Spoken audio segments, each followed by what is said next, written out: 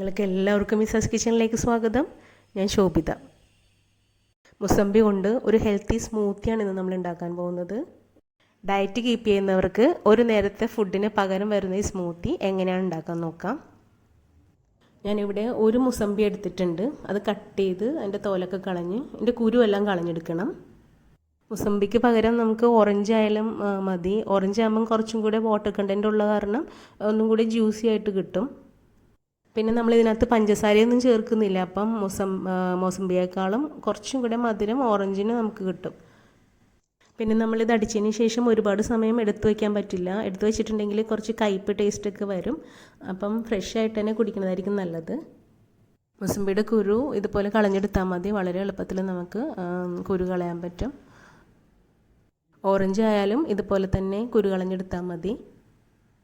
എന്നിട്ട് ഇതിൻ്റെ ഹാർഡായിട്ടുള്ള സ്കിൻ മാത്രം കട്ട് ചെയ്ത് കളഞ്ഞിട്ട് മിക്സിയുടെ ജാറിലേക്ക് നമുക്ക് ഇട്ട് കൊടുക്കാം. ഞാനിത് കുറച്ച് ഐസ് ഇട്ടാണ് അടിക്കുന്നത്. അപ്പോൾ ഐസ് വേണ്ട, തണുപ്പ് വേണ്ട എന്നുള്ളവർക്ക് ഒരു മുസംബിയുടെ പകുതിയും കൂടെ ഇട്ടിട്ട് അടിക്കാം. എന്നാലേ ഇത് കുറച്ച് ലൂസായിട്ട് നമുക്ക് കിട്ടുള്ളൂ. അപ്പോൾ ഇത് മിക്സിയുടെ ജാറിലേക്ക് ഇട്ട് കൊടുത്തിട്ടുണ്ട്. ഇനി നമുക്കൊരു നല്ല അത്യാവശ്യം പഴുത്ത ഏത്തപ്പഴമാണ്, അതൊന്ന് കട്ട് ചെയ്ത് ഇട്ട് കൊടുക്കാം. ഏത്തപ്പഴത്തിന് പകരം ഞാലിപ്പൂവൻ പഴം ആയാലും മതി. പക്ഷേ ഗുണം കൂടുതൽ ഏത്തപ്പഴത്തിന് തന്നെയാണ്.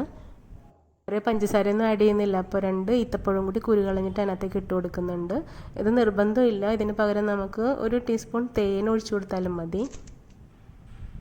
ഇനി ഇതിനകത്തേക്ക് ആവശ്യത്തിന് ഐസ് ഇട്ട് കൊടുക്കാം. എന്നിട്ടൊന്ന് നന്നായിട്ടൊന്ന് അടിച്ചിട്ട് വരാം. ഇനി ഇതൊരു ഗ്ലാസ്സിലേക്ക് മാറ്റി കൊടുക്കാം.